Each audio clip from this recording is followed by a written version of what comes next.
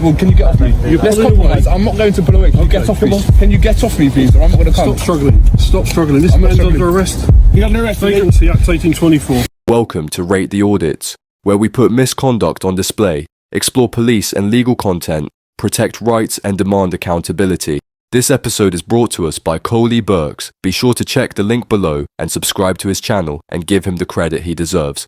In this episode, Auditor Coley finds himself at Hendon Police Academy, and what unfolds is one of the wildest overreactions you'll ever see. A publicly accessible gate is left wide open, security doesn't stop him or his friend, and the two simply walk in and observe firearms training from a distance while openly recording.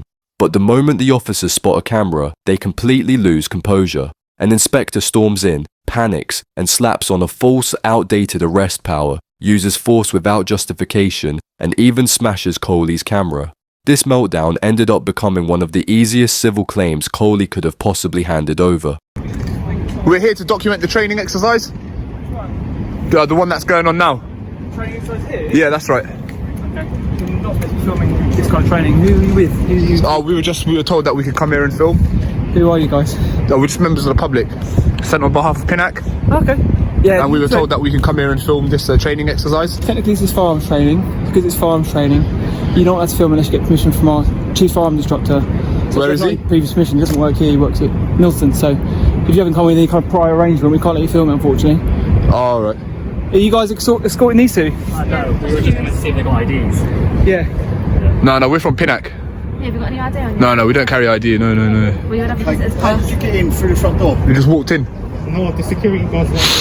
Okay, you need to sign in with somebody. The gate was wide open though. Yeah, okay, but we need to go back to security and sign you in. Okay. Is that all right? Yeah, that's fine. Okay, let's do that. So then we're allowed to be around here. As long as you've got someone here who can sign you in and who can account for who you are.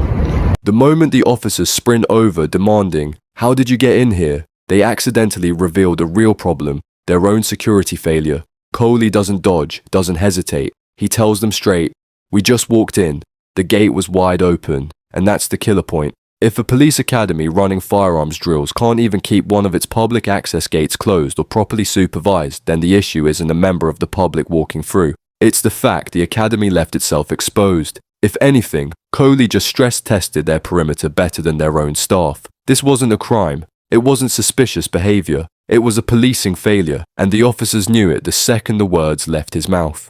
Okay. We're not here for any trouble. We're just here to just want to take some photos and to make a video. That's all.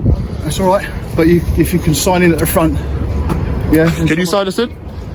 I can't because I don't know who you are. But it needs to be someone who knows who you are. Okay. Can we go and do that? Please. We've got to go to the front, mate. Anyway. Do we? We do, yeah. What? Because you say so. Because it's a police building. Yeah, but it's publicly accessible though. Okay, but someone still needs to sign you into the building. Hello. Inspector Towell. Hello. I'm based here. Yeah. Okay. Okay, arresting both of you at the moment. Arrested us? Yeah. For what? Trespassing. That's a civil matter. Yeah. Section 4. Right. Yeah, the Vacancy Act 1824. 1824. Premises. It's not enclosed. There's an implied right of You're access. under arrest. Okay. Okay. And I'm under arrest as well. Has anyone here got a pair of handcuffs? You don't need to put us in cuffs. I'll comply. Okay. So where are we If you walk me over to the front of the entry. You're going to take us into custody now, are you? You are both under arrest, yes. For what? I've just explained to you. Inspector Towell walks onto the scene and immediately does the one thing no competent officer should do. He arrests first and thinks later. No questions, no clarification, no investigation. He just blurts out trespass under Section 4 of the Vagrancy Act 1824 as if he's uncovered some master legal move, when in reality, he's exposed himself as someone who has no idea what powers he actually has. Section 4 of the Vagrancy Act 1824 is nearly 200 years old, aimed at punishing rogues and vagabonds roaming the streets, not members of the public who walk through an open, publicly accessible gate. It's an archaic, practically obsolete law that most forces stopped relying on long ago because it's outdated, overly broad, and constantly criticized for misuse. Yet here's an inspector, not a rookie, not a trainee, an inspector, dragging it out like it's a trump card. What, trespass? I've just We haven't been asked to leave. It's not aggravated trespass. No, you don't need to grab me. Get your hand off me. I'm coming. I'm complying. What, me, Get your hand off me. Get your hand off me. Inspector, I'm complying. You don't need to grab me. What? Trespass is a civil offence, Inspector. Can you get your hand off me, please? Get your hand off me. I don't want to resist, but get your hand off me. I can get you off me. Then get off me then, please. Stop struggling. I'm complying. Stop Can you get off me, please? You're under arrest. Can you get I'm off me? restraining you. Stop struggling. I'm not trying to run away, am I? I'm complying, aren't I? Stop struggling. Well, can you get off me? You're Let's pulling compromise. away. I'm not going to pull away. Can you get off me? Can you get off me, please? Or I'm not going to come. Stop struggling. Stop struggling. This man's under arrest. He's under arrest. Vagrancy Act 1824. All right, come on, mate. Out you come. Let's go. What Act? 1824. You heard him, mate. You twice now. No, explain. So what's the offence? Trespass is a civil Well, offence. I've got you under control, and you're being compliant. We'll have a conversation. Okay. You could just ask me to leave and I could leave. You're not leaving, are you, mate? Well, I will leave. You haven't asked me to You should leave. be in the first place. Yeah, but there's an implied right of access. So it's not aggravated trespass. Oh, right, whatever, mate. You can talk about No, it's not about whatever, mate. It's not aggravated trespass, is it? I'm not struggling, mate. So I'm not trying to pull away. I'm not. Alright, I don't want to break your camera. Alright, you're not. I'm not. So let's just... You have to. What Coley said wasn't opinion, it was solid law. Implied right of access means members of the public can enter an open gateway to approach a reception point unless that right has been clearly withdrawn through locked gates, barriers, or a direct instruction. None of that existed here. The officers had left the entry unobstructed, security didn't challenge him, and no one told him to leave before the inspector jumped straight to arresting him. So when the officer snapped back with, "You shouldn't be here in the first place," he wasn't giving a legal position. He was revealing he didn't understand a legal position. Coley's point was correct. Without explicit withdrawal of access, it isn't aggravated trespass, it isn't criminal, and it absolutely doesn't justify an arrest. The officer's dismissive, whatever mate, was the last refuge of someone who had no lawful argument left. How can you be under arrest for trespassing when you're invited in? You weren't invited. Of course we have. I've got it on camera. That's what I just said. By the security guards, I've got everything on camera. I can stop the camera now and show it to you. Do you know what? Let the inspector do what he's got to do. Yeah. Yeah, but and then you can investigate that, and then you can go. But you see, as a police officer, yeah, like, are you not supposed to do the investigation? You've said that we're under arrest for trespassing. Not you, the inspector. Because we don't know this. Yeah, but I'm saying. You just tell me under arrest. Excuse me. Yes, yeah, they said I'm under arrest as well. Hang on, man. Thank you very much. You can't stop my recording though. You've been arrested, mate. You're under arrest, mate. Why are you doing this when I'm compliant? So can you just let my arms go so I can walk freely? Why no? Why are you acting like this? What you trained to be? Taking you out. Like what's all of this about? The situation is you're trespassing. The situation is I've been invited here, which I said I've got on camera. This one is still recording, which I can play back to you, and I'm in handcuffs. Anyway, this will go to my solicitor. You all will be in trouble anyway. This moment absolutely obliterated the officer's narrative. Coley's friend calmly tells them he has clear footage of security allowing them through the gate, the single most important piece of evidence in determining whether any offence occurred. And instead of showing even a hint of interest in verifying that claim, the officer brushes it off with, "Let the inspector do what he has to do." That's not policing, that's blindly following a colleague's mistake instead of preventing a wrongful arrest. A police officer's first duty is to investigate, not rubber stamp whatever the inspector has already decided. When a member of the public offers exculpatory evidence on the spot, officers should jump at the chance to review it. Why? Because it can immediately prevent a false arrest, unnecessary force, wasted resources, and a lawsuit. But these officers chose convenience over truth. Thank you. Your name, please? Have a seat down there, buddy. Let's come to some sort of... I'm in cuffs, you know. You're arrested and you're still recording. Sit down. Section 4 of the Vagrancy Act. It's criminal offence, okay? Trespassing on enclosed premises. The inspector's just explained it to the other chap. He's going to come over and explain it to you. Is that your phone or his phone? No, that's my phone. It's this gentleman's. Now in the video, Coley explains what happened after he and his friend were arrested. We were placed in a van, taken to the big bad Collindale police station, where we were kept for about 12 hours before finally being interviewed by PC Heslin, who at the time informed us that we would be further arrested for aggravated trespass. Guys, remember, for trespass to be aggravated, you must be disrupting or otherwise obstructing people from carrying out their lawful business.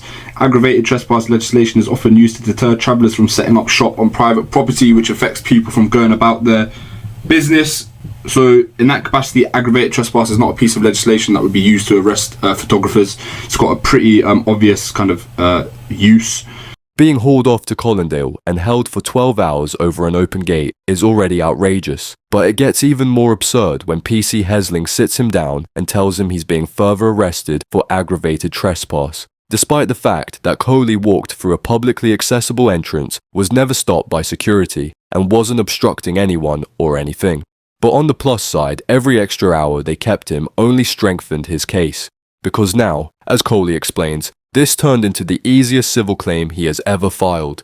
PC Heslin even said before the recording started in the interview that this offence was a non-starter and that he was just sent to take the interview. By the expression on his face and his body language, he too agreed that this whole situation was a bit of a show. Like it just seemed like he was just sent to take the interview. But shortly after the interview was complete, we were put back in the cells before being released and given a piece of paper reading refusal to charge. I think this is different to NFA. I think NFA they can reopen the case if further evidence emerges. Not 100% on that, but that's what I believe. So following this, obviously the first thing I did was consult my legal team and explain to them what had happened. They were very confused when I explained to them that I was arrested under the Vagrancy Act, as they were unfamiliar with it. So they requested that I obtain the custody record from the Met and give it to them before they could investigate any further. I made the subject access request on the 6th of January asking for a copy of the custody record. They got back to me on Valentine's Day with the custody record. I then forwarded this information to my legal team, who have since filed a letter before claim against the Met Police. And so we wait. But yeah, as soon as I got the custody record, sent it to my solicitors, and boom, like they were on it. They got it moving straight away. So clearly they see this case as a high prospect of success, because they didn't mess about at all. Yeah, big up my legal team as well. Good job, you guys. Lawyers don't move that fast unless the case is a clear-cut, high-value win. They immediately confirmed the receipt, assigned a file handler, and began drafting a formal letter of claim against the police. That's not routine. That's a legal team seeing an open goal. The combination of an unlawful arrest, an outdated power, zero investigation, smashed equipment, and 12 hours in custody is exactly the kind of case firms love because it's practically guaranteed success. Coley's Hendon encounter wasn't just a bad stop. It was a full-blown collapse of policing standards, and it happened in front of the very academy where officers are trained. You couldn't script irony this perfect. A publicly accessible gate left open, security letting them through, an inspector coming in with the Vagrancy Act like it's still Victorian England, another officer dismissing implied right of access, and not one officer bothering to check the footage that would have cleared everything in seconds. And although Coley hasn't publicly updated the outcome, the legal trajectory tells the story for him. With wrongful arrest, unlawful detention, assault, property damage, and outdated legislation being misused, this is the kind of case that typically settles in the £3,000 to £8,000 range. And given how quickly his solicitors moved, it's almost certain the force paid to make this disappear quietly. For Hendon, the place responsible for training police across the UK, this one must have stung. If this is the standard coming out of the academy, no wonder auditors keep winning. That's it for today's video. If you enjoyed this episode, don't forget to like, comment, and subscribe. It really helps me continue with my independent coverage. Also, don't forget to check out Coley Burks. His channel is linked in the description. Show him some love. Thanks for watching. This was Rate the Audits, and I'll see you in the next one.